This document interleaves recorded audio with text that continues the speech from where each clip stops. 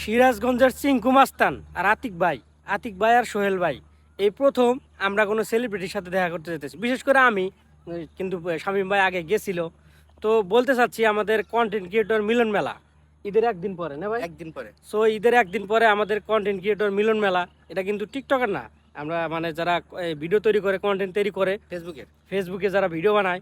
So এখানে SP Sohel, তারপরে আতিক ভাই, আরও বিভিন্ন ধরনের যারা কাজীপুরে ভাইরাল সেলিব্রিটিরা আছে।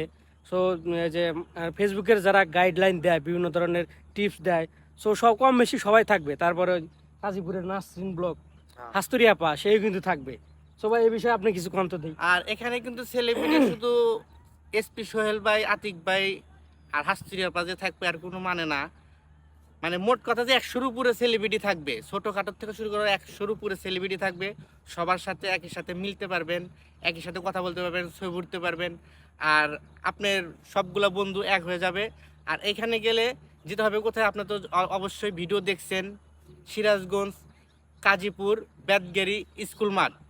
তো সবাই ঈদের পরের দিন চলে যাবেন সকাল 9টা থেকে বিকেল 5টা পর্যন্ত।